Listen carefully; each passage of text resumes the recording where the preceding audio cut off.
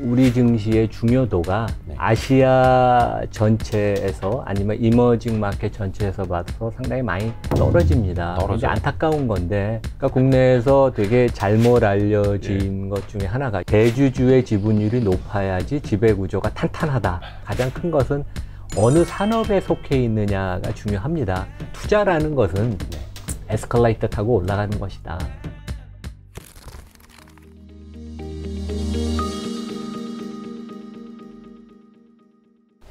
뭐 이렇게 많이 준비해 오셨어요? 제가 나이가 들어서 숫자를 기억을 못합니다. 아유, 별 말씀을요. 사실 뭐 디테일한 숫자 하나하나 뭐 말씀해 주지 않으셔도 돼요. 뭐 그게 중요한 거는 아니에요. 그래도 또 이렇게 인바이트 해주셨는데, 아유, 정확한 정보를. 왜냐하면 보니까 잘 모르는데 얘기하는 분들이 너무 많아서 거짓말하는 분들도 많고 아유, 또 뭐 사실적인 그 틀린 얘기하는 분들도 많아요. 되게. 또 약간 이렇게 굉장히 감사합니다. 또 많이 준비해 주셔가지고. 제가 이남우 교수님을 사실 이제 얼굴을 직접 처음 뵀던 거는 아마 작년 여름쯤인 것 같은데, 한국 거버넌스 포럼. 네, 맞습니다. 그때 이채원 대표님하고 박용옥 대표님, 용환석 대표님, 존리 대표님하고 좌담회 하실 때 제가 그때 한번 취재를 간 적이 있잖아요. 그때 좌장 사회를 보셨었고, 그 벌써 작년 여름이네요. 그때 제가 머니투데이 방송 있을 때. 맞습니다. 아마 비 오는 여름으로 제가 기억을 하는데, 그때 처음 인사를 맞습니다. 이제야 제가 모셨거든요. 반갑습니다. 아유, 좋은 주식, 나쁜 주식 이 책도 잘 봤습니다. 네, 뭐 연초에 냈는데요. 네. 조금 그 팩트 중심으로 국내랑 해외를 두루두루 비교해서 썼는데, 그러면서 조금 차별화됐고 뭐 어느 정도 꾸준히 그냥 계속 수요가 있는 것 같습니다. 또 일반인들 보기에도 그렇게 어렵지 않게 눈높이를 맞춰서 써주신 거고. 많이 팔렸나요? 뭐 그냥 요즘 베스트셀러 기준은 충족을 하는 것 같습니다. 축하드립니다. 축하드립니다. 야, 그래서 저희도 요거는 저희가 사서 본 책입니다. 52점. 감사합니다. 훨씬 전부터. 지금 연세대학교에서 강의를 하고 계시고. 그러니까 이제 제가 국제대학원 소속 개원 교수고요. 이제 한 학기에 2과목씩 가르치는데, 재무 분석, 산업 분석, 그 다음에 이제 기업 거버넌스, 이런 과목을 저희 국제대학원하고 언더우드 학부는 이제 영어로 가르칩니다. 그래서 이제 외국 학생들도 많고, 아니면 교포나 이제 요즘은 또 이제 우리나라 주재원들이 해외 생활을 하면서 이제 그 자녀들이 해외에서 영어 교육 받는 사람들이 많잖아요. 이제 그런 친구들 대상으로 수업을 하고 있습니다. 그러면은 그 학생들도 거의 직접 투자에는 관심이 좀 많겠네요. 그러니까 제가 매 학기 수업하기 전에 그 간단한 서베이를 이제 우리 카톡방을 만들거든요. 요즘 이제 코로나 시대에는 그 대면을 못 하니까 이제 빨리 얘기를 하기 위해서 카톡방을 만드는데, 제가 이제 지난주에도 간단한 서베이를 우리 학생 대상으로 했어요. 그래서 6개월 전보다 확실히 주식 직접 투자하는 학생들이 많이 는 것 같아요. 그래서 그런 면에 있어서는 상당히 특이하고, 그 전에는 국내 주식만 거의 대부분 했는데, 요즘은 국내 주식, 해외 주식을 골고루 한다. 이제 그게 좀 어떻게 보면 이제 투자 대상이 이제 광범위해지니까 포트폴리오가 분산화되니까 뭐 좋죠. 그리고 이제 제가 뭐 암호화폐에 관해서 하나 물어봐요. 암호화폐를 하냐 그랬더니, 아직까지 전체 학생 중에 암호화폐를 자기가 투자한다고 하는 학생은 한 15%. 그러니까 아직까지 저희 뭐 대학원하고 학부생이어서 어떻게 보면 또 뭐 아주 광범위한 그 표본은 아니지만, 학생들은 주식 투자는 하여간 두루두루 요즘 많이 하고 국내 해외 기업 다 관심이 많은데, 아직까지 암호화폐는 좀 아주 극소수만 한다. 뭐 그런 제가 이제 그 데이터를 한번 학생들한테 받아보니까 그렇게 느꼈습니다. 사실 제가 궁금한 건 수익률인데 사실 대한민국에서 연세대 또 국제대학원 정도 다닐 정도면 굉장한 브레인이고, 그것도 다른 사람이 아니라 또 이남우 교수님의 제자들이면, 수익률이 어떨까, 이거 물론 저희가 뭐 통계로 증명을 할 수는 없겠습니다만,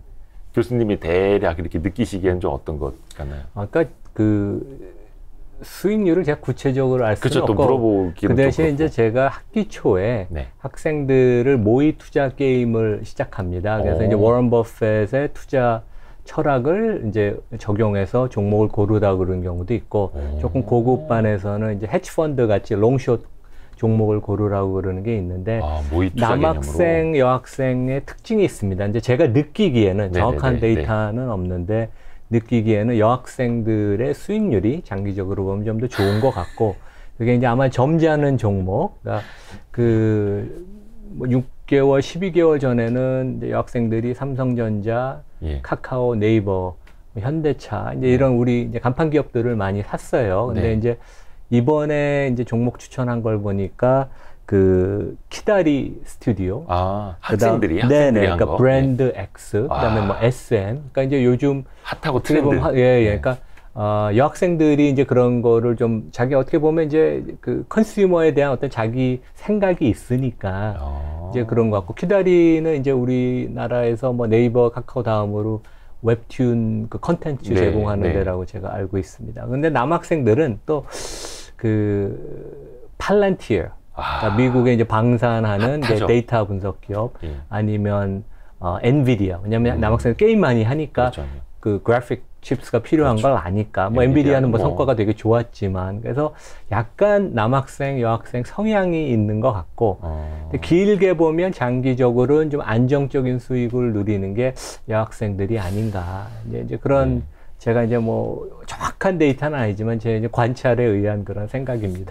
아니 비슷한 내용이 책 안에도 나오잖아요. 그렇죠. 여성들의 수익률이 남성들보다 좀 꾸준하고 더 잘 나오더라. 그러니까 미국에 보면 한 20년 전쯤 캘리포니아 주립대학 교수들이 그러니까 이제 논문 제목이 Boys will be boys. 남자는 그냥 남자야.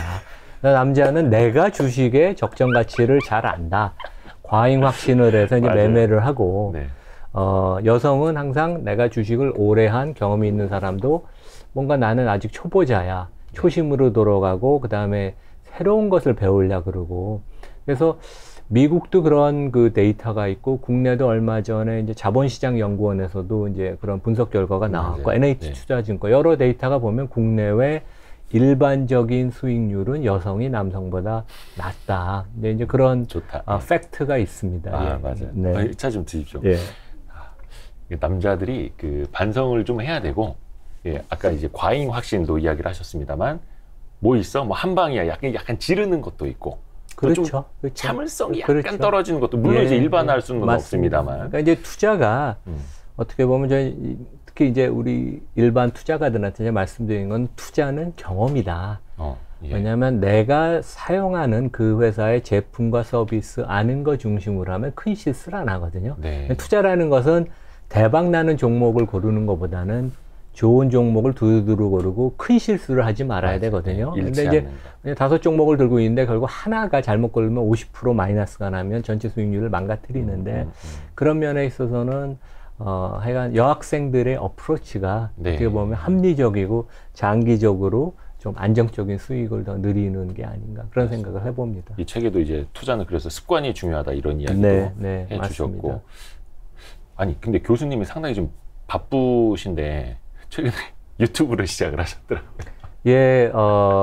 뭐 잘한 건지 잘못한 건지 모르겠는데요. 이제 그 책을 내고 나서 제가 조금 이제 해외 쪽 활동도 많이 하고, 그 다음에 제가 뭐 리서치 아니면 헤지펀드 운영도 하고 좀 경험이 독특하니까 유튜브 뭐 방송에서 좀 불러주셨어요. 그래서 나오다 보니까 섭외 1순위죠. 후배들이 아니 컨텐츠를 갖고 있는데 본인이 좀 차별화된, 그러니까 좀 그러니까 일반 투자가를 교육시키는, 유행을 따라가는 것보다는 그러면 좀 정통에 가까운 본인이 직접 하는 그런 유튜브를 한번 시작해보면 어떤가. 그래서 좀 주저주저 하다가, 그래서 뭐 그냥 용기를 내서 지난주에, 그래서 이나무의 좋은 주식 연구소라고 시작을 했습니다. 그래서 이나무의 좋은 주식 연구소. 그래서 한 너댓 개 올렸는데요. 뭐 아직은 구독자가 많지 않은데, 이제 꾸준히 뭐 열심히 해보려고 합니다. 알려줘야죠. 그래서 이제 저희가 조금 이제 신경을 쓰려고 한 부분은,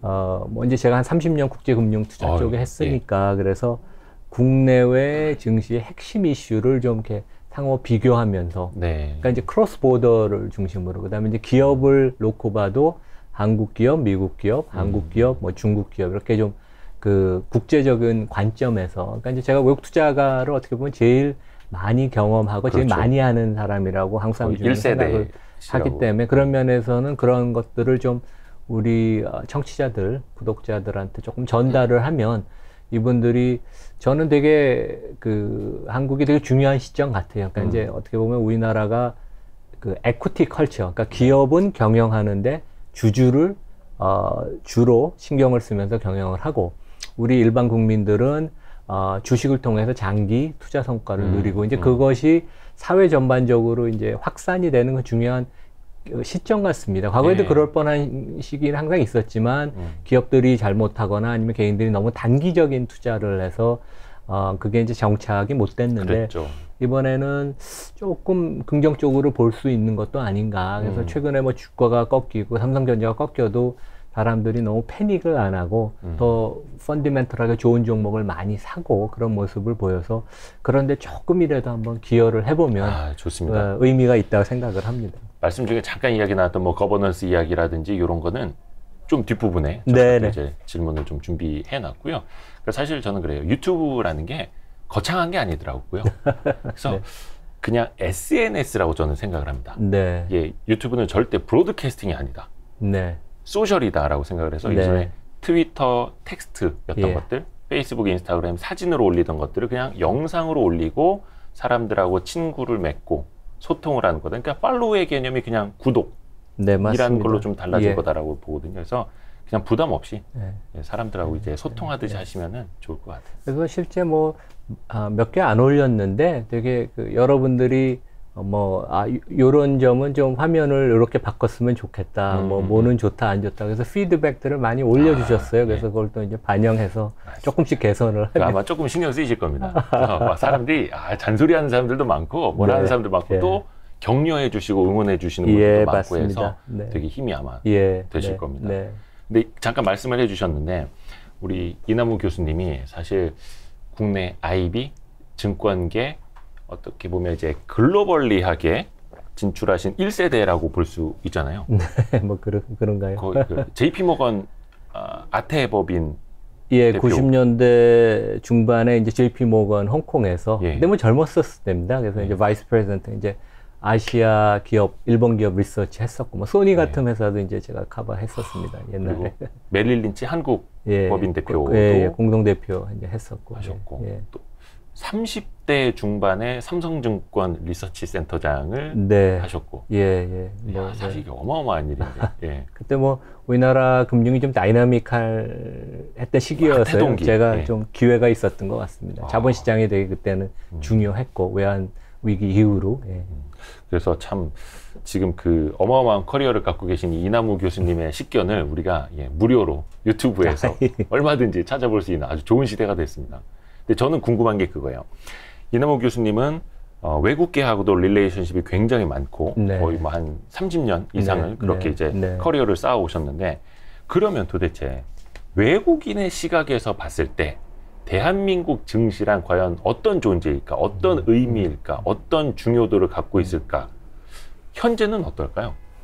좀 90년대로 이렇게 비교해 보시자면. 20년 전보다는 우리 증시의 중요도가 아시아 전체에서 아니면 이머징 마켓 전체에서 봐서 상당히 많이 떨어집니다. 이제 안타까운 건데 20년 전만 해도 아시아에서 한국 시장이 가장 컸습니다. 그때 이제 중국이 개방을 하기 전이고 우리나라 기업들이 아주 활력이 넘치는 거고 그때는 헤지펀드들이 한국에서 엄청나게 활동을 많이 했습니다. 그러니까 되게 다이내믹했죠. 근데 이제 최근에는 많이 줄어든 게 한 예를 들면 이제 블랙록이라고 세계 최대 자산 운용사가 뭐 ETF 다양한 펀드가 많지만 액티브 직접 운영하는 거 포션은 전체 뭐 금액 중에 크진 않습니다. 그래도 블랙록인데 블랙록이 한국을 실제 직접 운영하는 펀드 매니저가 홍콩에 한 명입니다. 한국을 담당하는 사람이? 운영하는 사람이. 중국 담당하는 사람은 이런 경우에 보통 3명, 5명. 직간접적으로 업종까지 보는 사람. 그러니까 이제 그만큼 우리의 그 위상이 많이 줄어들었죠. 그래서 이제 어차피 아시아나 이머징 마켓의 투자는 배당 수익을 보고 하지 않고 성장을 보고 하거든요. 90% 이상의 투자가가. 그러면 이제 이 사람들이 얘기하는 게 한국은 두 자릿수 성장하는 그 대형주를 찾기가 거의 불가능하다. 삼성전자 빼놓고 뭐가 있느냐. 이제 최근에는 뭐 네이버, 카카오가 뭐 최근에는 좀 주가가 많이 흔들렸지만 근본적으로 성장을 좀 높게 하니까 그 외에 뭐 얼마나 있느냐. 내수주 중에 어떤 회사, 상장사가 10% 이상을 계속 성장하느냐. 이제 그런 면에 있어서는 저희가 좀 많이 불리해진 것 같고, 그래서 심지어는 이제 대만, 우리는 이제 항상 대만을 좀 우습게 보는데, 삼성전자는 TSMC를 우습게 보고, 우리나라 국민은 대만을 우습게 보는데, 대만이 훨씬 투자하기 매력적인 국가라고 그거는 완전히 각인이 됐습니다. 그래서 외국인들 시각에서. 예, 그래서 이머징 마켓 지수 구성을 봐도 중국이 35%, 대만이 15%, 한국이 이제 13%입니다. 그런 적은 한 번도 없었거든요. 그래서 저희가 기업도 분발을 더 해야 되고, 정부도 이 투자 환경이나 이런 걸 좀 더 우호적으로 만들어서, 지금 퍼가 이제 최근에 많이 내려갔잖아요. 뭐 11배, 12배 시장 전체로. 이제 퍼가 더 올라가야지 시장이, 투자가가 이 시장을 신뢰하고 장기 성장성이 있다고 보는 거거든요. 그런 면에서는 갈 길이 아직도 좀 멀다고 생각합니다. 저 어릴 적만 하더라도 아시아 4마리의 용, 아시아의 맹주, 막 이런 표현 되게 많이 썼었잖아요, 언론에서. 근데 야, 아시아의 맹주라는 표현은 이제는 축구 경기에서도 못 듣고 경제에서도 못 듣고, 야, 진짜 옛날 표현이 됐네요. 그러고 보면 저도 얼마 전에 이렇게 밸류에이션 쭉 비교해 보니까 우리나라 밸류에이션이 뭐 중국, 대만보다 낮은 건 물론이고 인도, 인도네시아 이런 데보다도 낮고 거의 아시아에서도 거의 최하더라고요. 그렇죠. 예. 근데 한국 기업이 그 제품의 경쟁력, 그다음에 수익성으로는 세계적인 기업들이 많습니다. 근데 이제 거버넌스가 좀 떨어지고, 그다음에 이제 정부의 리더십, 거기서 이제 또 내수가 침체가 되면서 여러 가지 증시가 최근에 주가는 많이 올랐다고 저희가 자부를 하지만 상대적인 위상이 그렇게 높지는 않습니다. 예. 그러게요. 지금 코스피 PR이 한 10.5배에서 11배? 한 그 정도 왔다 갔다 하더라고요. 그러면은 우리 입장에서는 그죠. 억울하죠. 답답하죠. 막 화나죠. 근데 외국인들이 봤을 때는 야, 너희 시장은 딱 그 정도 수준이야. 그럼 이렇게 본다는 걸까요? 그러니까 뭐 적정하다고 봅니다. 그러니까 뭐 실제 외국 투자가는 한국을 특별히 사랑하거나 싫어할 이유도 없죠. 그러니까 매력적이고 돈이 될 것 같으면 투자를 하는데 퍼가 그렇게 낮아졌는데, 퍼가 낮아진 거는 최근에 이제 주가가 좀 주춤하는데 기업 이익이 상향 조정이 된 거죠. 추정치가. 그래서 이제 퍼가 낮아진 건데, 그런데도 실제 몇 달 동안 금년 들어서는 전반적으로 거의 30조 원을 외국인이 순매도 하지 않았습니다. 물론 이제 그 대부분은 삼성전자, SK 하이닉스 두 종목에 집중이 됐지만. 약간 이제 주가 측면 조금 디테일하게 들어가 보자면, 우리나라는 이제 소규모 개방 경제고 수출 주도 국가고 하다 보니까 대외 경제에 되게 민감하게 반응을 하잖아요. 맞습니다. 또 대부분의 산업들이 거의 내수를 제외하고는 이제 사이클이 있고, 조선, 석유화학, 슈퍼 사이클부터 뭐 반도체, 뭐 자그 사이클, 너비만 다를 뿐이지 사이클이 있는데, 그리고 외국인 입장에서는 사이클이 있어서 한국을 좋아할 때가 있을 거고, 사이클이 있어서 한국을 또 싫어할 때가 있을 거 아닙니까? 그러니까 한국은 근본적으로 세계에서 가장 경기에 민감한 경제 구조, 산업 구조를 가졌다고 30년 전에도 생각하고 10년 전에도 생각하고 지금도 생각을 합니다. 거예요? 그것은 이제 변함이 없죠. 근데 옛날에는 한국이 가장 대표적인 기업이 다 많았는데 요즘은 다른 대표적인 기업이 중국에도 있고 대만에도 있고 다른 나라에도 이제 많다는 다른 초이스죠, 되게. 그래서 이제 그 차이가 있습니다. 그래서 이제 우리가 영어로는 cyclical, 경기에 민감한 그 산업 구조를 가졌는데, 이게 이제 우리나라 뭐 반도체, 자동차, 석유화학, 철강, 최근에는 우리가 제일 열심히 하는 배터리도 결국은 지금은 성장을 하지만 cyclical 해질 겁니다. 설비 투자를 많이 해야 되니까. 근데 이제 기본적으로 자본 집약적인 비즈니스 모델, 그 결과로 야기되는 cyclical, 경기에 민감한 그 비즈니스 모델은 시장에서 페널티를 받습니다. 근데 그것은 꼭 한국 기업을 싫어하는 게 아니라 삼성전자, 하이닉스가 경쟁하는 마이크론도 미국에서 보면 주가 밸류에이션이 엄청 낮아요. 그래서 그런 기업은 왜 페널티를 받냐 하면 기본적으로 숙명적으로 항상 투자를 많이 해야 된다. 그러니까 유형자산에 과도 투자하는 것을 시장은 싫어합니다. 월가는. 두 번째는 이익이 예측하기가 어렵다. 거의 불가능하다. 왜냐하면 이제 2022년에 결국 메모리 사이클이 꺾일지 안 꺾일지 지금도 논란이죠. 논란이고. 네, 네. 그런데 잘 모르니까요. 그리고 실제 우리나라 대기업 CEO들한테 내년 이익 얼만큼 되냐고 보면 자기도 모릅니다. 목표를 세울 뿐. 예, 목표를 세우고 그 자체가 목표이지 자기가 자신 있게 내년에 이익이 어느 정도 날 것입니다. 그러니까 그만큼 어려운 거죠. 그래서 이제 그러한 시장은 기본적으로 불확실성을 싫어하지 않습니까? 그래서 그런 면에서 우리가 실력보다 조금 손해를 봅니다. 그래서 이제 안타깝죠. 그런 면에 있어서는. 그 이제 구조적으로 이제 그렇게 우리 그렇죠. 산업 구조가 네. 그렇게 돼 있는 거니까 어쩔 수 없는 건데 맞습니다. 그래서 이제 설계하는 팹리스보다는 제조하는 파운드리가 밸류에이션이 낮고 네. 제약 바이오도 그런 바이오 의약품을 개발하는 회사보다는 뭐 CMO하는 제조하는 회사가 좀 또 낮을 수밖에 없는 건데 네, 그렇죠. 우리나라가 정말 강점이 있는 건 또 제조란 말이죠. 그래서 그렇죠. 바이오를 하더라도 뭐 삼성 바이오도 그렇지만 뭐 자체 개발도 있습니다만 이제 CMO라든지 또 뭐 비메모리도 이제 하는 거 좋습니다만 역시 파운드리 제조 쪽으로 또 이제 늘려가려고 하고 네. 또 근데 그거는 이게 어쩔 수 없는 선택인가 싶기도 하고요. 그렇죠. 근데 뭐 그게 한국, 일본, 독일, 그러니까 전통적인 제조업에 강한 나라들의 어떤 공통적인 현상이고 이 세 나라는 보면 다 밸류에이션이 그렇게 높지가 않습니다. 그리고 아직까지는 R&D, 인력, 브랜드, 그런 고객 관계 이런 것들 이제 무형자산이라고 그러죠. 네. 무형자산은 아직까지 우리가 좀 부족하고 유형자산은 많거든요.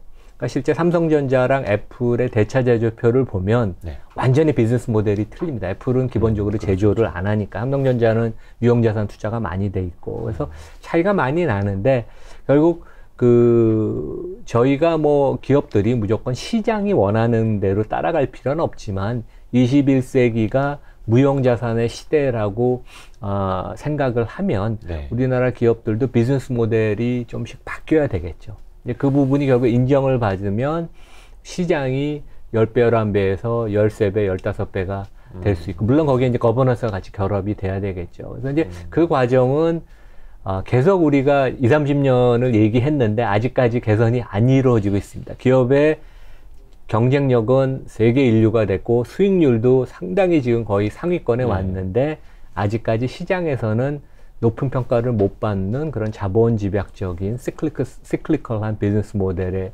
그런 그 취약점을 우리가 좀 노출하고 맞습니다. 있습니다. 예.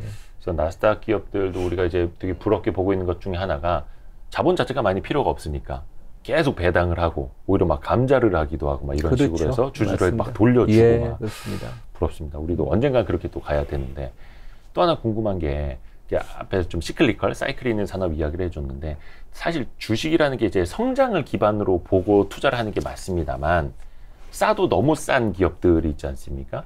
예를 들어서 뭐 석유화학이 될 수도 있을 거고 한때 건설이 될 수도 있을 거고 PER이 막 3배, 4배밖에 안 되고 심지어 어떤 애는 막 PER 2배짜리가 나타나기도 하고 그러면 그때는 어떤 분은 그런 이야기 하더라고요. 야, 사이클이 꺾이면 PER이 200원, 300원 상관없어. 네. 내년엔 비싸질 거잖아. 라고 이야기 아예 쳐다보지도 않는 분들이 있고 어떤 분들은 야, 그래도 너무 싼 거 아니냐. 제 가치 뭐 2년이면 시가총액을 벌어들이는데 이게 말이 되는 거냐. 이렇게 보시는 분들 많은데 교수님은 약간 어떤 시각이세요? 그러니까 제가 책에서 그 좋은 주식, 나쁜 주식에서 이제 그 부분에 대해서 썼습니다. 네. 그래서 이제 우리나라 시장이 기본적으로 시클리컬하고 많은 회사들이 삼성전자 포함해서 뭐 포철 다 시클리컬해서 결국 이러한 시클리컬한 기업이 적자를 내거나 이익을 거의 못 볼 때 네. 그때는 퍼 개념으로 하면 우리 분모가 마이너스이거나 네. 아니면 이익이 너무 적어서 퍼가 오히려 높습니다. 네. 그래서 퍼를 계산하기 어렵거나 퍼가 높을 때 주식을 사야 되고 퍼가 가장 낮아질 때 지금 말씀하신 것처럼 HMM 현대상선 옛날에 HMM이 네. 퍼가 지금 4배입니다. 네. 포스코가 보니까 퍼가 7배. 네. 근데 이럴 때 기본적으로 팔아야 되죠. 근데 이제 그것의 가장 중요한 가정은 제가 요즘 뭐 애널리스트가 아니니까 실제 각 산업을 정확하게 모르겠지만 제가 그래서 자료를 좀 찾아봤어요. 네. 근데 HMM 한국에 그다음에 이제 H&M보다 더 큰 대만의 에버그린이라고 있습니다. 얼마 전에 시가총액이 그 배 한번 이렇게 기록 막았던. 예, 그렇죠. 한 25조, 30조 되고 그 다음에 이제 그 덴마크의 머스크라고 그 해운 업계에 가장 1등 하는데 최대 선사. 이런 데들 보면 다 퍼가 4배예요. 한국, 거기도? 대만, 덴마크 세계 1인 회사가. 근데 국내 H&M은 좀 우리 애널리스트 아직 경험이 부족해서 정확하게 추정을 하는지 모르겠지만 제가 골드만삭스 자료를 며칠 전에 찾아봤는데 머스크는 올해가 이익의 정점이고 내년에 이익이 30-40%, 40-50% 감익하고 2023년도 감익을 한다고 봅니다. 그리고 이제 비슷한 그 시클컬의 대표적인 기업인 포스코도 퍼가 7배지만 내년 후년에 감익한다고 애널리스트들은 보더라고요. 뭐 모든 애널리스트가 동의하지는 않겠지만. 그래서 실제 이러한 시클컬 비즈니스가 올해가 이익의 정점이라고 생각하면 이런 회사들 주가가 5, 6월에 다 꺾였거든요. 에버그린 같은 데 주가가 45% 빠졌더라고요. 그래요? 그러니까 저도 약간 놀랐는데 시장의 평가가 맞을 수도 있습니다. 왜냐하면 내년 이익이 정점이면 당연히 주가는 올해쯤 피크를 치고 내려가는 게 맞죠. 근데 틀릴 수도 있는 게 애널리스트들의 그 추정이 항상 틀릴 수도 있죠. 그러면 내년에도 이익이 감익하는 게 아니고 길어지면 주가가 다시 반등을 할 것입니다. 이제 그 부분은 이제 가장 어려운 부분이죠. 결국 삼성전자가 내년에 계속 이익이 증가할지 감익할지는 논란이 있으니까. 근데 기본적으로는 퍼가 낮다고 이거 무조건 사야 되는 거 그거는 아니고 이유가 있고 그 과정은 올해가 연말에 가까울수록 기업 이익의 피크라고 한국 해운사, 대만 해운사, 덴마크 세계 1위의 해운사가 얘기를 해주고 있습니다. 물론 이제 그게 뭐 2년짜리 사이클이 3년이 될 수도 있는 거고 요거에 따라서 좀 달라질 수는 있겠습니다만 그래서 그 이제 애널리스트 분들이 이제 계속 추적 관찰을 해야 하는 거고요. 참 어떻게 보면 이제 밸류에이션이라는 속성 안에 굉장히 참 많은 것들이 담겨 있는 것 같아요. 그러니까 주식시장이 제가 30년을 참여해왔지만 매일, 매주, 매년 틀리고 각 사이클이 조금씩 틀려서 그래서 상당히 재미있고 항상 배우는 자세로 임합니다. 맞습니다. 그리고 이제 한국의 이제 주린이 분들도 그렇고 이 동학개미들도 그렇고 많이 배우고 있는 것 중에 하나가 이제 지배구조 이야기인데 작년에 LG화학이 그랬고 올해 SK이노베이션이 그랬고 배터리 사업을 많이 이제 투자를 하고 그러니까 앞에서도 이제 자본 집약적인 거 한계를 이야기해 주셨습니다만 투자를 해야 하다 보니까 투자를 받아야 되고 그러려면은 떼내야 되고 근데 이제 물적 분할을 많이 택하게 되지 않았습니까? 그래서 이제는 물적 분할에 물자만 나와도 개인 투자자분들이 학을 떼시는 거예요. 야, 그래서 이게 너무 이미지가 안 좋아질 수도 있겠고 그들 기업은 이게 불가피한 선택일까 싶기도 하고 교수님의 평가는 좀 어떨까요? 그러니까 일단 뭐 합리적인 의심을 시장이 하는 것 같습니다. 뭐가 있지는 않지만 의심을 해보는 건데 외국 투자가들은 LG 화학이 이제 LG 에너지 솔루션을 분사하고 이제 상장 준비한다고 그랬을 때 의심을 안 했습니다. 왜냐하면 뭐 회사 안에 자회사를 갖고 있거나 100% 자회사거나 기업의 가치는 변하는 게 하나 없고 거기까지는 그런데 그 승인을 얻는 과정에 있어서 국민연금이 반대를 했죠. 그리고 외국 투자가들은 실제 웬만하면 크게 반대는 하지 않습니다. 기권을 하는 경우가 많고 특히 이제 펀드들이 한국에서 비즈니스를 많이 하기 때문에 대기업하고 대치하는 양상을 보이지 않으려고 하거든요. 그래서 우리가 반대표가 적다고 그래서 그 사람들이 좋아하는 건 아니에요. 근데 실제 그 거버넌스가 제일 많다는 문제가 있다는 일론 마스크도 그 솔라시티 자기가 대주주로 있던 솔라시티를 테슬라에 2016년에 갖다 붙였어요. 합병을 시킬 때 자기는 자기 의결권을 행사 안 했습니다.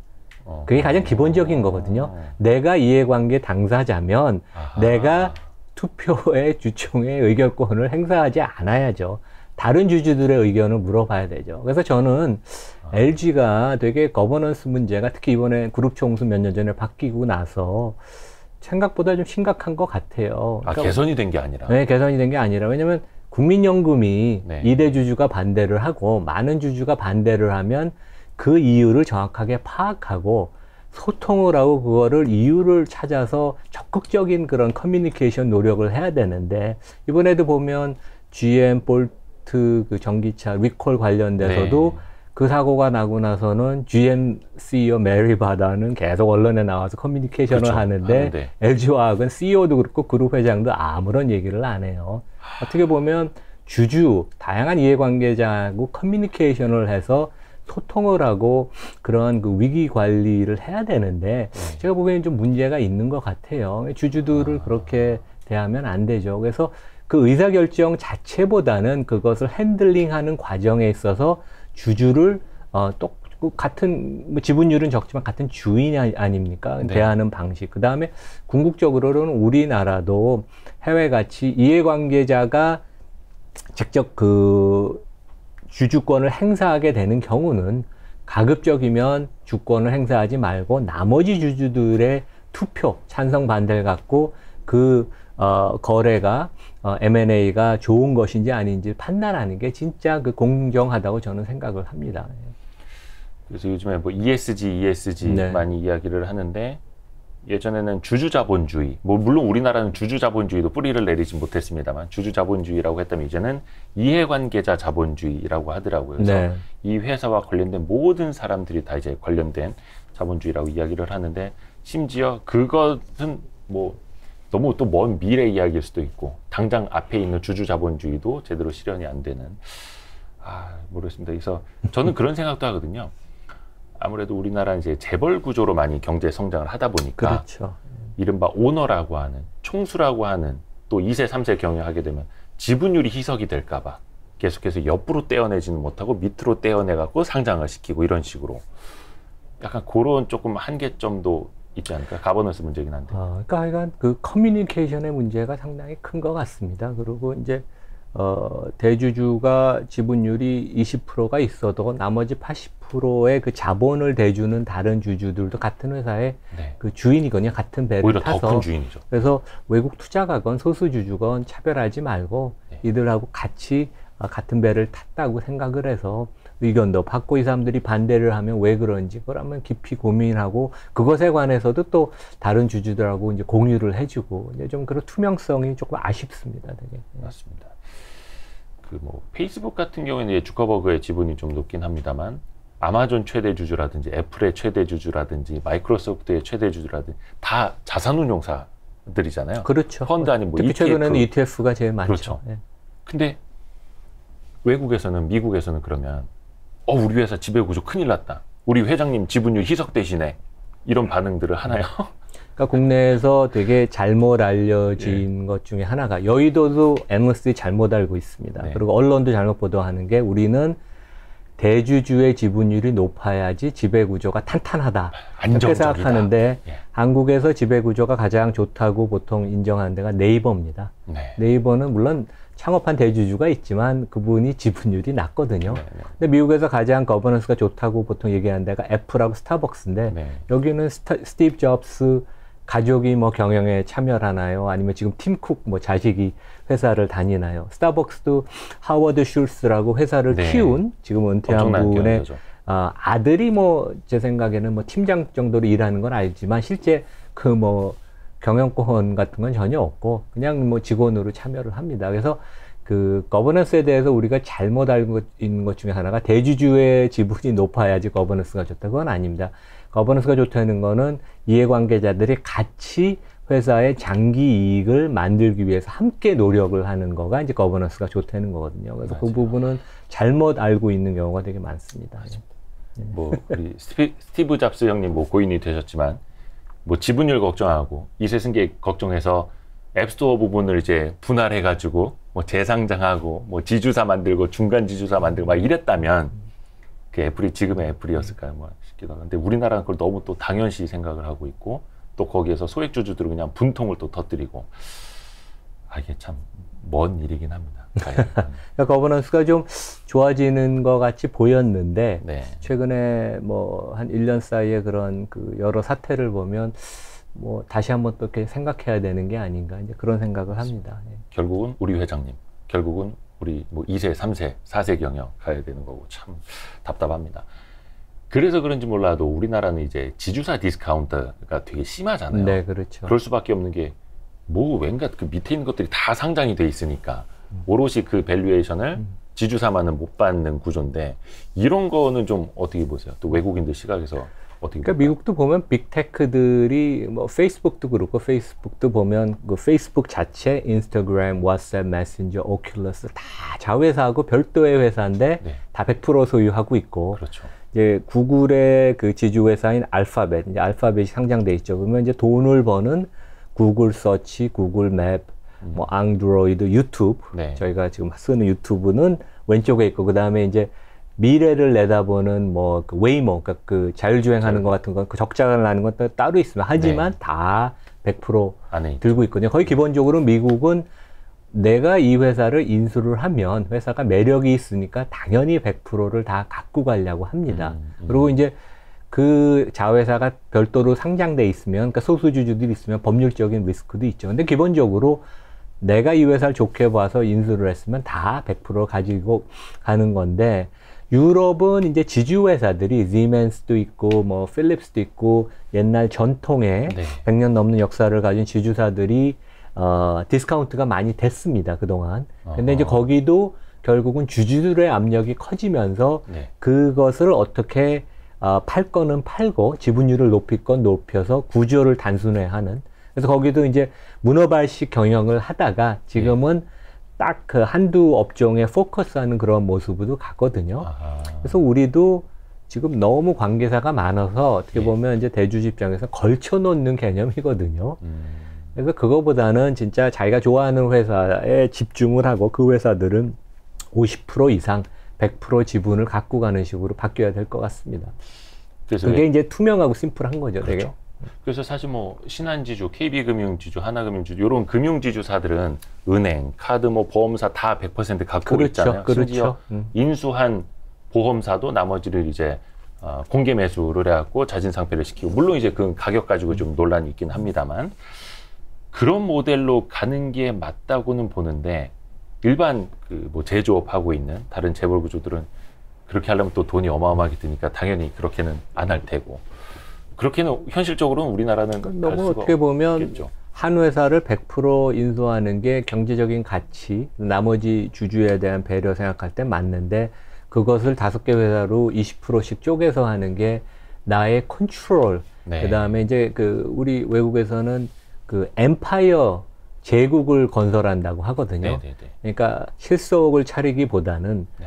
그냥 외형 위주, 덩치를 키워서 나는 나의 그런 컨트롤, 그 대제국을 컨트롤하는 그런 로마 제국을 만들듯이 이제 그런 용어를 회계나 재무 쪽에서 씁니다. 왜냐면 저희가 이제 경계해야 될 것 중에 하나가. 그래서 그런 면에 있어서 다시 그런 그 나쁜 습관이 좀 들어온 것 같아서 한국에 좀 안타깝습니다. 그런 것들이 결국 이제 우리나라 밸류에이션에 전반적으로 영향을 미치는 거죠. 예. 그래서 그 100% 자회사로 다 갖고 있긴 또 부담이 되니까 차라리 20%씩 갖고 있는 회사 한 5개를 갖고 있는 게 더 낫다라고 막 판단하는 것 같고. 우리가 그 여의도에서 가장 존경을 받는 그 전문 경영인 중에 LG생활건강의 차석영 부회장. 차석영 부회장. 그분이 보면 기존의 비즈니스를 키우기도 했지만 M&A를 엄청 많이 했는데 네. 예외 없이 다 100% 지분을 갖고 있습니다. 아하. 그래서 우리도 못할 거는 없습니다. 그러니까 전문 경영인이 회사의 가치를 키우는데 정통의 방법으로 교과서에 적힌 대로 하면 되거든요. 그러니까 못할 거는 아닙니다. 실제 오너가 아닌 전문 경영인도 물론 10몇 년 동안 좋은 성과를 내서 이제 신임을 대주주한테도 그렇죠. 받고 주주들의 전폭적인 지원을 받았긴 그렇지만 그분은 거의 예외 없이 거의 모든 회사 50% 이상 많은 경우에 100% 지분을 다 인수를 했습니다. 그러니까 정통으로 할 수도 있어요. 그렇게 하신 분도 있고. 그런 분들이 드물기 때문에 오히려 이 차석용 LG생활건강 대표님 같은 분이 오히려 더 막 부각이 되고 그렇죠. 훌륭한 경영자라고. 그러니까 그 롤 모델이고 그런 분은 왜 그렇게 하는지 다른 경영인들도 참고를 해야 할 것입니다. 그리고 이제 뭐 M&A 같은 경우에도 사실은 최대 주주만 엄청나게 그 베네핏을 받는 구조가 많잖아요. 최근에 그 한샘이 이제 M&A를 진행 중인데 한샘 같은 경우에는 2대 주주인 한 사모펀드가 가처분 소송을 걸었더라고요. 네, 티톤 캐피털 파트너스라는 데가 걸었죠. 티톤이라는 데가 이게 딱 그거더라고요. 최대 주주가 지분을 파는데 왜 회사가 모든 회계적인 뭐 장부라든지 모든 정보를 그 매각 당사자들에게 제공을 해야 되느냐. 그러니까 회사는 입장에서는 우리는 최대 주주만 지분을 파는 거기 때문에 다른 소액 주주들은 여기 끼지 마라. 이런 건데 그러면은 회사의 정보를 같이 공유하고 있는 이 사람들은 철저히 배제를 하고 그냥 최대 주주 지분 파는 거에 대해서 회사의 모든 걸 다 지원을 해주려고 하고 이게 너무 이제 이해상충이 된다라고 이제 가처분을 걸었는데 대부분의 M&A가 지금까지 그래 왔잖아요. 그러니까 우리나라가 공개 매수 제도가 없죠. 그렇죠. 그래서 그게 진짜 심각한 게 한 주에 이것도 상장된 회사의 경우에 두 가지 가격이 있는 거죠. 산삼의 경우는 아마 대주주 패밀리가 한 100% 이상, 그러니까 이제 본인들이 들고 있는 한 30% 지분인가요? 거기다 이제 경영권을 얹어서 프리미엄 100% 프리미엄을 했는데 어떻게 일반 주주는 그냥 상장된 가격에 거래가 되고 그 가격에 시장에서 팔아야 되는데 대주주는 그거보다 100% 프리미엄을 받느냐. 그래서 공개 매수 제도가 OECD 국가 중에서 우리나라만 없습니다.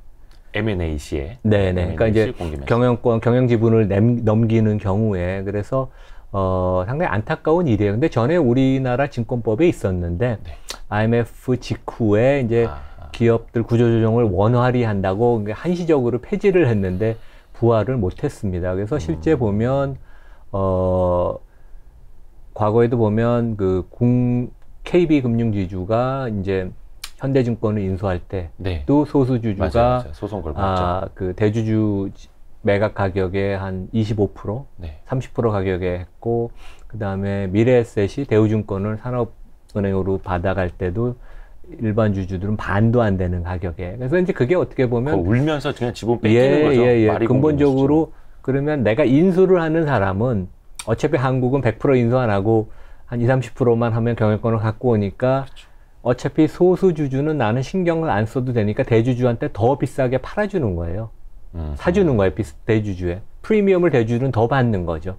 그러니까 안 그래도 이원화된 가격인데 나는 프리미엄을 줘고도 충분히 경영권을 쌓을 수 있으니까 더 값이 더 차이가 벌어지는 거죠. 상당히 심각한 문제입니다. 그래서 이런 점은 국회에서 빨리 입법화가 돼서 50% 이상 지분을 넘기는 그런 M&A 경우에는 모든 OECD 국가들이 다 기본적으로 비슷한 식으로 똑같은 가격의 주주들이 혜택을 있게 하거든요.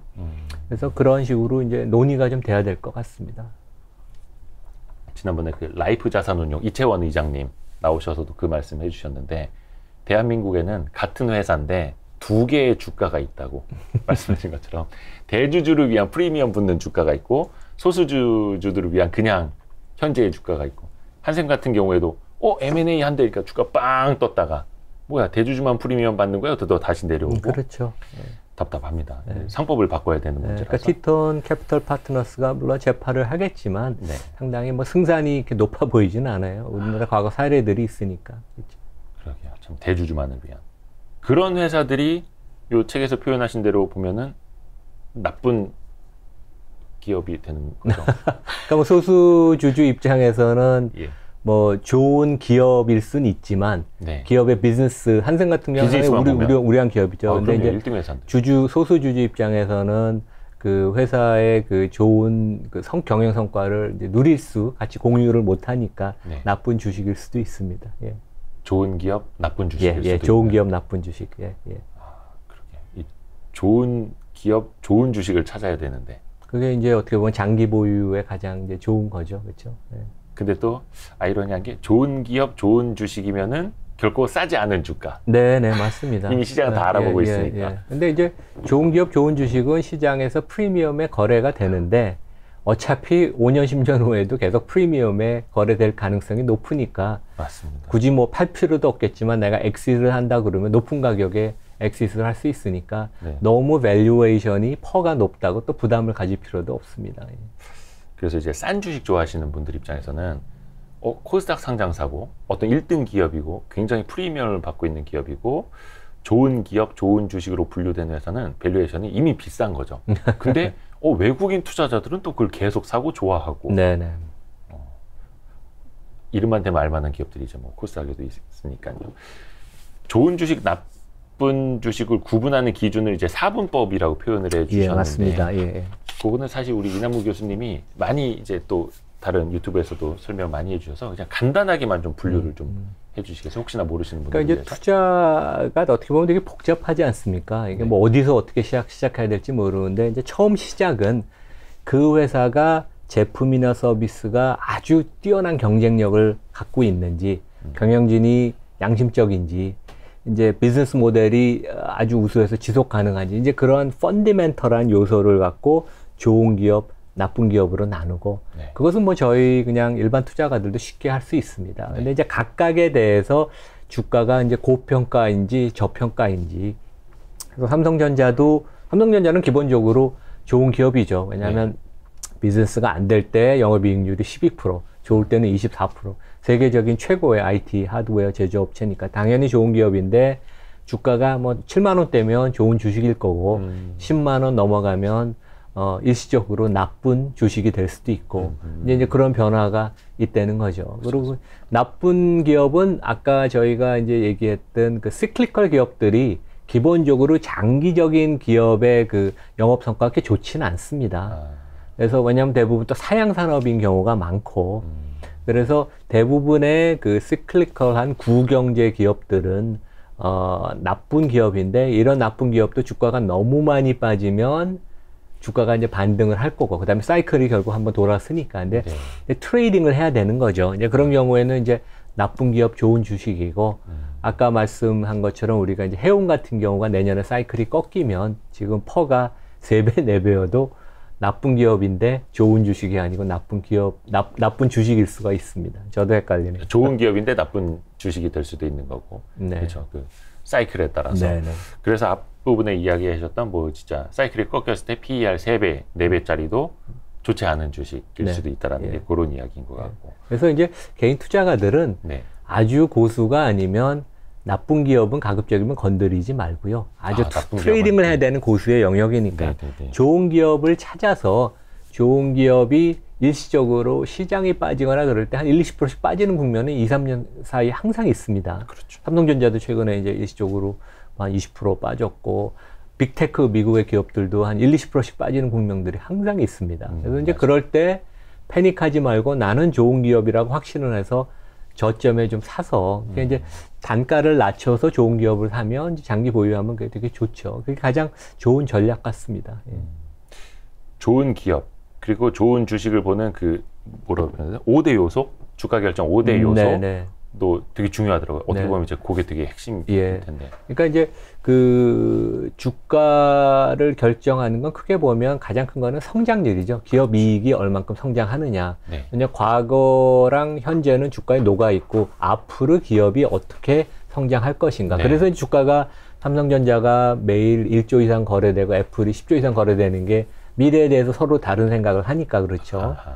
그리고 실제 미국 같은 데를 보면 이익 성장률하고 퍼랑 거의 상관관계가 매우 높습니다. 그래서 성장성이 높은 데는 아마존 같이 퍼가 50배인데도 미래 이익이 30% 이상 매년 증가한다고 보니까 이제 50배에도 저평가됐다고 보이고 그 다음에 이제 뭐 시티뱅크, 전통은행이나 이제 AT&T 같은 이제 통신회사들은 퍼가 10배 미만인데도 성장성이 없으니까 무조건 싸다고 생각은 안 하고 성장성이 가장 중요하죠. 두 번째는 이제 배당을 얼만큼 주느냐, 그 다음에 회사들이 자사주 매입을 해서 소각을 하느냐. 한국은 뭐 자사주 매입 소각이 그렇게 많지는 않으니까 배당이 대부분일 것입니다. 세 번째는 이제 자본 구조. 그래서 빚이 없는 회사는 별로 상관이 없는데요. 뭐 그 항공사들, 대한항공 같이 빚이 많은 데들은 빚에 의해서 빚의 규모에 따라서 주가가 많이 좌우가 되거든요. 그러니까 그런 데들은 좀 조심을 해야 된다. 순자산 가치에서도 원래 빚을 이제 빼야 되니까. 그렇죠, 그렇죠. 그다음에 이제 네 번째는 이제 금리. 일반적으로 금리가 올라가면 이제 주가에 안 좋다고 하지만 또 그렇게 항상 그 1대1의 관계는 아닙니다. 어떻게 보면 금리가 또 올라갈 때 경기가 좋아서 금리가 올라가는 거 아니냐 그러면 기업 이익이 좋은 거 아니야. 그래서 또 주가의 그 좋은 요소일 수도 있거든요. 그래서 그것도 좀 이렇게 항상 어렵죠. 흑백의 논리 갖고 생각하기는 좀 어렵고. 그다음에 마지막으로 이제 거버넌스입니다. 그래서 장기 투자를 좋은 기업을 고르려면 가장 중요한 것 중에 하나가 거버넌스죠. 그렇게 5가지가 우리 투자가들이 염두에 두고 한번 챙겨보면 내가 이게 어떤 기업인가를 한번 살피는데 도움이 될 것 같습니다. 좋습니다.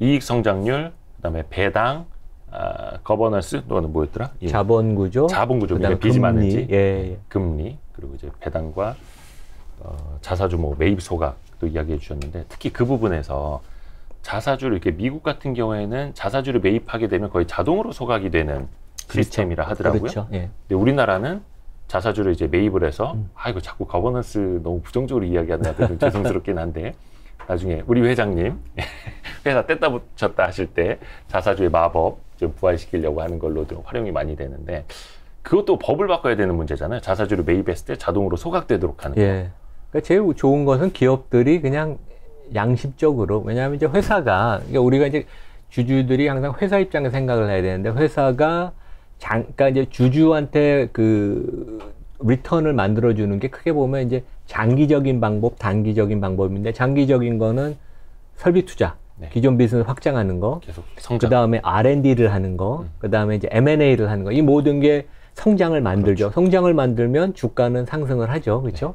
그 다음에 이제 그건 장기적인 거고, 그다음에 단기적인 것은 배당을 주거나 자사주 매입 소각인데, 이 모든 5가지 방법이 모든 주주한테 공통으로 혜택이 돌아가야 되거든요. 그렇죠. 실제 뭐 투자나 R&D, 뭐 배당은 모든 주주한테 똑같이 가니까. 근데 자사주만 한국에서는 기업들이 기교를 부려서 소각을 안 하고, 요거를 어떻게 내가 돌려서 다른 사람한테 팔거나 아니면 전략적으로 이용할까. 그래서 그런 경우에 소수 주주들이 이익을 못 보니까, 그렇죠. 대주주가 원하는 방향으로 몇 천억, 몇 조의 돈이 사용될 수 있으니까 되게 리스크죠, 되게.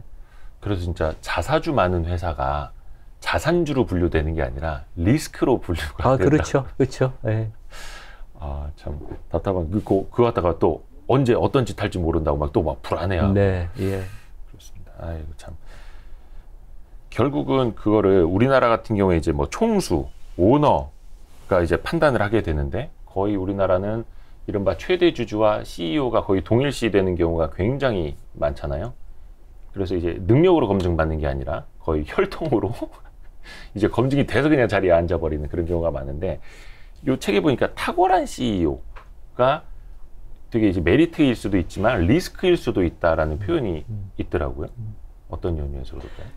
그 최고 경영자 CEO는 이제 2가지를 갖춰야 된다고 저는 생각을 합니다. 그러니까 비전. 그러니까 앞으로 미래에 우리 회사 어떻게 키워갈 것인지. 2번째는 그것을 만들어가는 실천력. 본인이 솔선수범하고 조직들을 이제 동원을, 그러니까 이제 같이 나를 따라오게 만든 능력. 그래서 비전하고 그 실천력인데, 그런 면에서 보면 뭐 최근에 이제 미국 같은데 이제 미국 증시가 화랑이고 훌륭한 기업들이 많이 탄생하지 않았습니까? 그래서 뭐 아마존의 제프 베조스 대단한 것 같고, 애플의 팀 쿡은 처음에 좀 사람들이 의심을 했는데, 이분이 장점이 많고, 이 부분의 장점은 계속 배우는 능력, 그 다음에 주주랑 소통을 그렇게 잘합니다. 그래서 이제 기업을 되게 그 주주 친화형 기업으로 많이 만들었고, 한국도 뭐 제 생각에는 그 여러 가지 논란은 있지만, 뭐 삼성의 이건희 회장, 그 세계 최고의 경쟁력을 가진 그런 회사를 만들었으니까 그것은 뭐 논란의 여지는 없죠. 그 다음에 이제 지금 현존하는 뭐 2세, 3세 중에는 그 정의선 회장이 상당히 그 맥을 잘 짚고 잘 하시는 것 같아요. 근데 이제 패밀리 기업들은 과거 전 세계 데이터를 보면 1대, 2대까지는 대부분 아주 잘 되는데 3, 4대부터 이게 모멘텀이 꺾이는 데가 많습니다. 한국에도 이제 부자 3대 못 간다는 얘기가 있죠. 그래서 항상 그런 건 아니지만 3대, 4대째부터 조금 조심을 해야 되고, 근데 외국 같은 데 보면 또 뭐 헐시라고 우리 초콜릿 먹는데 그런 데들은 5대, 6대째 지금 뭐 그 19세기부터 해갖고 잘 하고 있거든요. 이제 뭐 100년 역사 넘는 데들도 많으니까 유럽의 명품 회사들도 다 그렇고, 그래서 뭐 반드시 그런 건 아니지만 1대, 2대는 하여간 잘 되다가 3대부터 좀 꺾이는 경우가 많고, 한국에 이제 대기업들이 이제 3대째 가는 데들이 최근에 많죠. 그래서 그런 면에서 상당히 관심이 되게 저희가 봐야 될 것 같습니다. 사실 패밀리가 이제 경영을 이어받아서 하는 것 자체가 나쁜 거는 아니죠. 그렇죠. 능력만 있다면. 그렇죠. 근데 능력도 없고 뭐 이게 그냥 혈통에 따라서 하나 주어주고 떼어주고, 또 그 과정에서 그게 다른 주주들에게 피해로 이어지고, 기업의 경쟁력을 깎아먹고 결국은 그게 이제 결과론적으로 그게 문제인데 유럽하고 참 그걸 어떻게 비교해 볼 수가 있을까요? 뭐 우리가 이제 허쉬라든지 또 이제 명품 기업들이라든지 너무 이제 잘 되는 기업들만 패밀리 비즈니스도 괜찮다라고 인식을 하고 있어서 좀 오류가 생길 수도 있을 것 같기는 한데요. 근데 이제 그런 패밀리 비즈니스 관련된 우려는 전 세계에 다 있습니다. 미국에도 보면 그런 그 브로드캐스팅 방송이나 이런 광고 쪽 컨슈머 산업에 이제 패밀리 기업들이 되게 많은데 네. 여기들은 그 패밀리 기업의 장점을 살리기보다는 장점이라는 거는 단기 실적에 연연 안 하고 길게 보고 길게 투자하고 네. 내 회사 같이 상장사지만 운영을 하는 거거든요. 네. 근데 이제 그런 데들 보면 그 대주주의 횡포도 있고 너무 많은 급여를 갖고 가고 이제 그런 것들이 있어서 그런 데들을 밸류에이션이 컴캐스트도 그렇고 퍽스도 그렇고 기업들의 퍼가 한 10배, 15배밖에 안 됩니다. 거기도 페널티를 받아요. 근데 이제 반면에 유럽의 패밀리 기업들 뭐 그다음에 미국에서도 보면 이제 에스티 로더 그 최고의 화장품을 만드는데 네. 거기도 뭐 3대 4대째고 그다음에 뭐 에르메스 명품 중에 명품 네. 이런데 뭐 그다음에 이제 대부분의 유럽 뭐 명품사들은 다 패밀리 비즈니스죠. 월마트 같은 데도 뭐 60년대부터 가족이 지금 경영을 하고 대주주 지분이 50% 넘는다니까 이제 그런 데들은 대주주가 직접 경영하는 경우도 있지만 능력이 네. 되면 아니면 이제 대주주로서 이사회에 의장을 하거나 대주주로서 이제 중요 안건에 대해서 본인의 의견을 피력하는 정도. 그래서 뭐 경우에 따라서 너무 저희가 일반적으로 이게 정답이라 할 필요는 없습니다. 그래서 그 패밀리 멤버 중에 훌륭한 자식, 손자가 있으면 경영에 참여해도 될 것이고, 하지만 이제 주주로서 그분들은 그 패밀리는 지분이 많으니까 경영권을 행사할 수 있겠죠. 이사회 의장을 그렇죠. 하거나 아니면 주총에서 그 안건에 대해서 찬성 반대를 하거나, 예. 근데 이제 실제 경영에 참여하지도 않으면서 이제 이름을 걸쳐놓고 많은 급여를 받는 거 그런 것들은 이제 좀 뭐 눈살을 찌푸린다고 볼 수 있겠습니다. 또 뭐 공시 의무 같은 건 피해 나가려고 등기 이사에서는 네. 빠지고 이제 비등기 이사로 막 들어가고 막 이렇게 또 쿠팡 같은 데가 어떻게 보면 재벌도 아닌데 안 좋은 것만 배워서 한국에서 비즈니스를 하는데 우린 미국 회사라고 계속 그 창업자 그냥 부를 계속 주장을 하는데 그게 약간 넌센스죠. 또 등기이사에서는 이제 네. 딱 빠졌고 예, 그렇죠. 그 중대재해처벌법을 이제 네. 빠져나가기 네. 위함이라는 이제 네. 시각이 굉장히 좀 짙죠. 또 좀 반대의 케이스로 보면은 CEO들도 주주들과 소통하는 게 상당히 중요하기는 한데 어떻게 보면 목표, 비전을 이야기하는 게 주주들 귀에는 당장 달성 가능한 계획으로 이제 들릴 수도 있거든요. 그래서 이 책에도 보면은 과대 포장하는 CEO 조심해야 된다고. 근데 제가 최근에 그 어디 국내 5대 대기업의 이제 상장사 네. 그 파이낸셜 어드바이저를 이제 하고 있습니다. 네. 근데 이제 거기 보면 5년치 계획을 세워서 그다음에 이제 저랑 다른 파이낸셜 어드바이저 한 30년 경험 다 있는 분들이에요. 그래서 저희들하고 토론을 해서 그것이 논리적으로 타당한지, 달성 가능한지, 리스크는 뭔지 하고 그다음에 그것을 그 커뮤니티, 이해관계자들과 다 공유를 합니다. 우리는 이 목표를 위해서 같이 노력을 하자. 자회사들까지 다.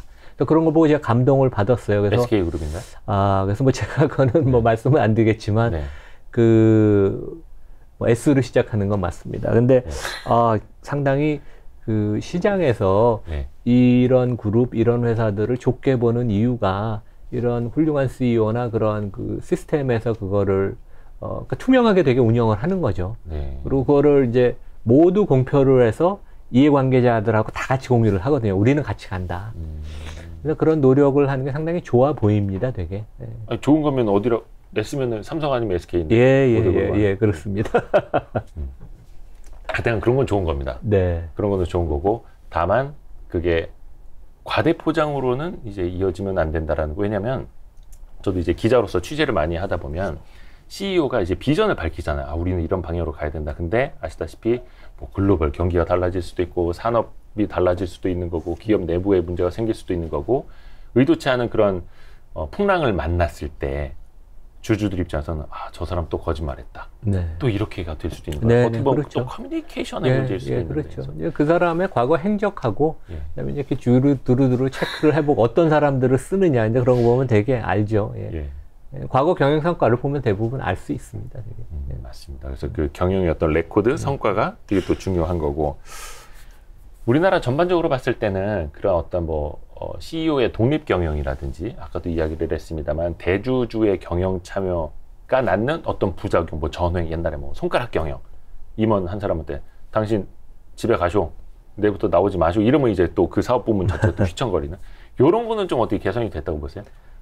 아직까지 큰 개선은 안 됐다고 생각합니다. 원래 그 전문 경영인 CEO 및 다른 임원들을 선임하고 평가하고 그 다음에 이제 심지어는 해고까지 하는 것은 원래 이사회의 그렇죠. 권한이거든요. 이제 그런 면에 있어서는 최근에 형식적인 아마 조금 개선은 있지만 근본적으로는 아직까지 그 그룹 총수나 대주주 패밀리에 이제 의사가 많이 반영이 되니까 아직도 그런 면에 있어서는 이제 나갈 길이 좀 멀다. 이제 그렇게 생각을 합니다. 외국 같은 데는 보면 실제 이사회의 가장 중요한 역할 중에 하나가 지금 현재 CEO가 유고, 그러니까 이제 회사 출근하다가 갑자기 오토바이에 치이거나 일을 못하게 되면 아니면 암이 걸릴 수도 있고 그러면 그 후보자 리스트가 항상 있거든요. 그렇죠.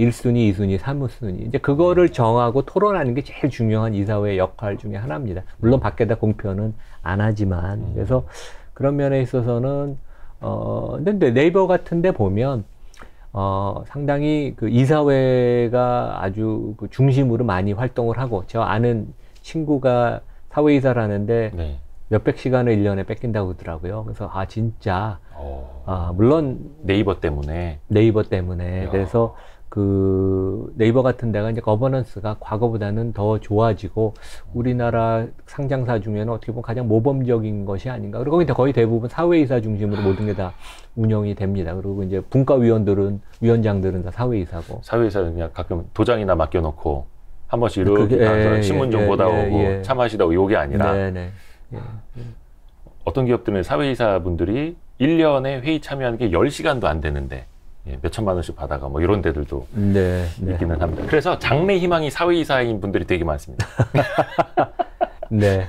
저도 장래 희망이 이제 사회이사.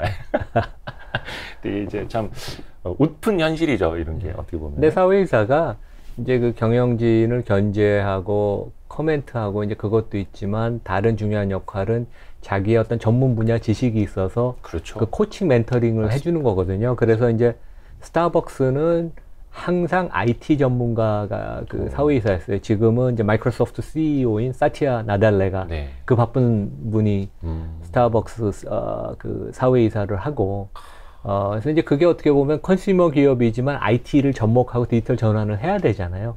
그래서 이제 그런 걸 보면 왜 스타벅스가 진짜 좋은 회사인가 여기까지 왔느냐 이제 그건 알 수 있죠. 왜냐면 그 많은 리소스를 활용을 해서 어떻게든지 멘토링을 받고 그 사람들의 아주 그 훌륭한 자문, 충고를 이제 받아들여서 조금이라도 회사를 더 좋게 만들려고. 맞습니다. 그래서 IT 전문가, 법률 전문가 이런 분들이 실질적으로 사회에서 경영에 참여를 하면서 같이 이제 회사를 일궈나가는 균형을 잡고. 그게 어떻게 보면 바람직한 사회이사의 모습이거든요. 기여를 해야죠, 회사에. 그럼 저희도 이제 김동환 소장님을 사회이사로 모시고 김범수 의장님을 사회이사로 모시고 약간 이런 식으로. 좋습니다. 교수님이 보시는 아까 이제 차석용 대표, LG생건 대표 이야기를 하셨으니까 그 부분은 좀 빼고 대한민국에서 이런 CEO는 정말 멋지다, 정말 최고의 CEO 같다, 이런 사람들 좀 많이 배웠으면 좋겠다는 보신 CEO 계실까요? 아까 그룹 전체 대표 중에는 이제 이건희 회장이 되게 비즈니스를 한 단계 레벨업을 시켰고 지금 보면 정의선 회장이 되게 열심히 하는 것 같습니다. 제가 상당히 좋게 생각하는 이유가 이제 M&A나 회사의 전략 방향을 잘 잡아가기도 하지만 지난주에 그 전기차 그 동료 우리는 이렇게 가겠다 발표하면서 본인이 영어로 프레젠테이션을 하셨어요. 그 유튜브에 다 올라와 있죠. 본인이 그렇게 안 해도 되는데 그런 모습이 되게 좋거든요. 왜냐하면 미국 같은 데는 GM의 CEO인 메리 바라가 모든 경우에 본인이 다 직접 프레젠테이션을 합니다. 네. CEO가 제일 열심히 하죠.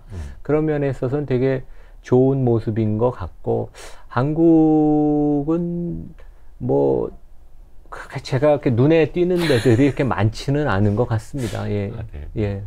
정의선 회장이 그 브리핑하는 거 이제 유튜브에 올라와 있는데 되게 멋있더라고요. 네. 마지막 멘트 중에 하나 그거였어요.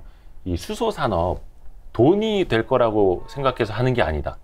이거는 모든 인류의 숙명이기 때문에 우리가 하는 거다. 그래서 되게 멋있었습니다. 약간 정의선 회장님이 옷만 조금 예쁘게 입고 나오셨었으면 좋았을 텐데 그 영상에서 옷이 제일 NG였습니다. 다 좋았는데. 그러니까 외국은 CEO가 제일 바쁘거든요. 네. CEO가 제일 바쁜데 한국은 CEO가 제일 바쁘지가 않았죠. 근데 이제 그룹 총수가 회장이 그렇게 열심히 특히 영어로 프레젠테이션을 하신다는 건 상당히 아주 좋은 모범이 되는 것 같아요. 그래서 다른 분들도 그렇게 열심히 좀 하시고, 네. 그냥 글로벌 비즈니스 출을 많이 하는 데들은 그렇게 해야지. 왜냐면 우리나라 기업들, 5대, 10대 기업들은 세계적인 기업들이거든요. 그렇죠. 예, 경쟁하는 회사들이 다 CEO들이 그렇게 합니다. 예.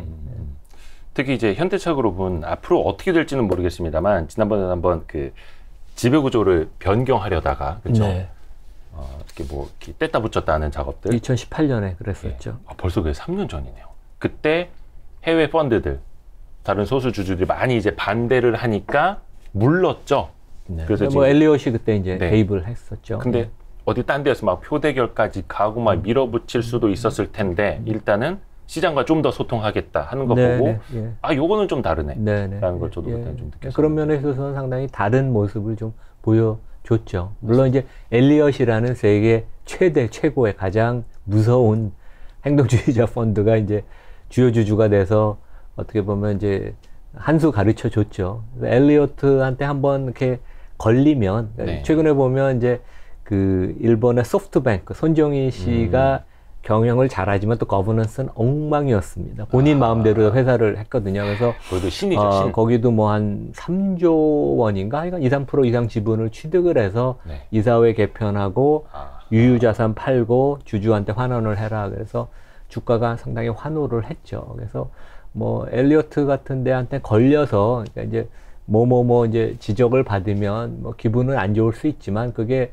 일반 소수주주 입장에서 보면 다 합리적인 얘기거든요. 네. 우리나라 분들이 이제 아직 이제 주주자본주의가 좀 낯설게 느껴지는 분들이 있어서 그렇기도 한데, 엘리엇이 특히 이제 외국계 헤지펀드가 행동주의가 들어와서 우리나라 대기업들을 막 침탈하려고 한다. 이른바 총수들 경영을 휘청이게 하려고 한다. 국부를 빼앗아 가려고 한다. 약간 이런 프레임이 있잖아요.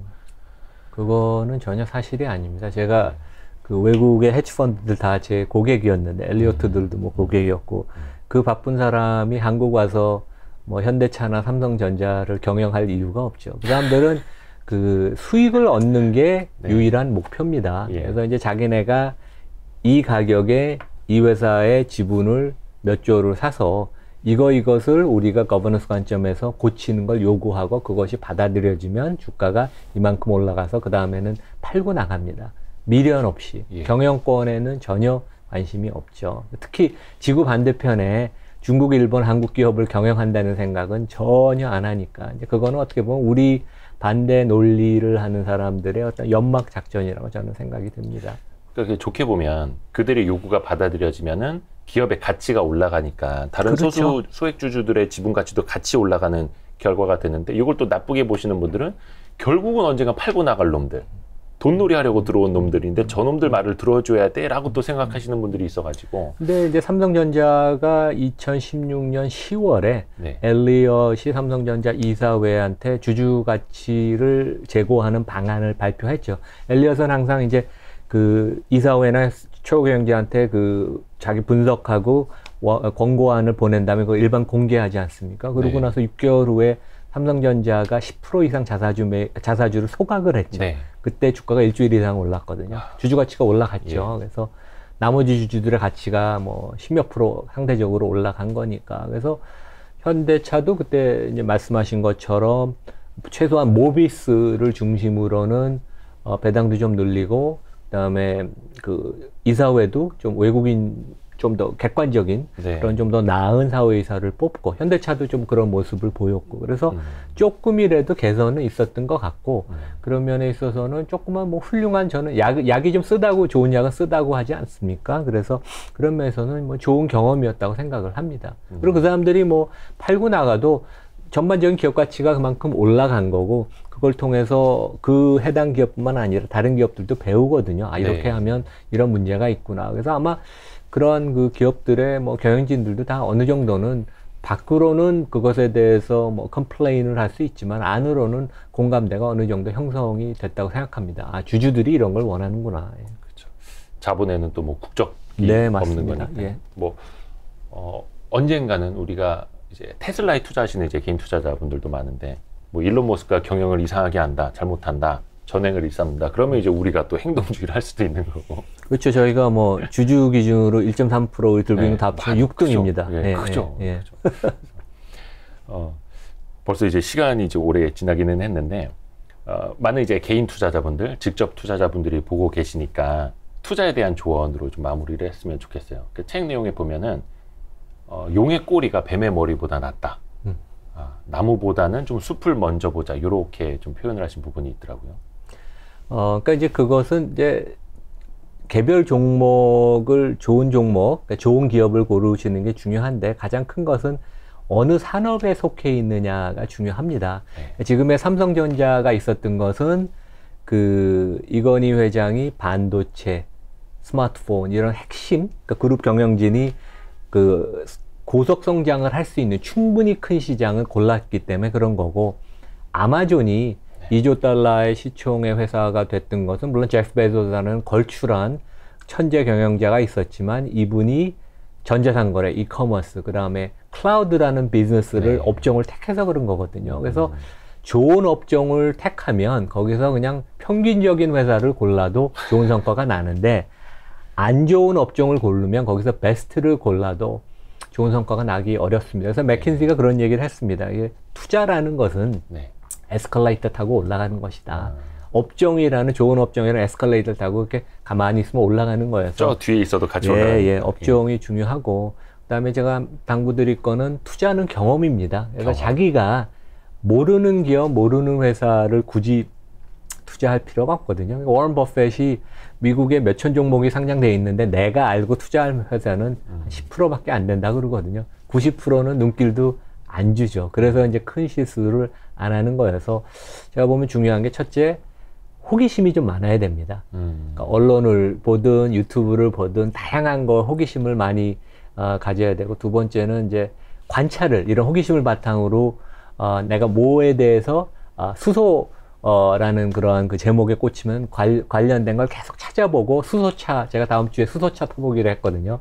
그래서 이제 그런 계속 해보고 세 번째는 그 내가 그런 관찰을 하고 호기심이 있으면 그것을 제품이든 아니면 사람들한테 확인을 하는 거건 계속 체크를 하는 네. 실제 몸소 자기가 겪는 네. 그래서 결국 이제 모든 게 결국 경험으로 내 몸소 피부로 느끼는 거 이제 그렇게 하면 좋은 회사 좋은 업종을 고를 수도 있고 하여간 큰 실수를 하지가 않습니다. 그리고 주가가 빠져도 당황을 안 하죠. 그러니까 이제 테슬라에 이제 제 책에도 리스크를 적었지만 그 리스크를 알고 있던 분은 주가가 900불에서 600불 빠졌어도 일론 머스크가 이런 사람이야 이제 그랬을 겁니다. 근데 지금은 또 그때랑은 리스크가 바뀌었어요. 예. 중국 리스크가 있고 저는 애플 리스크가 있다고 생각하거든요.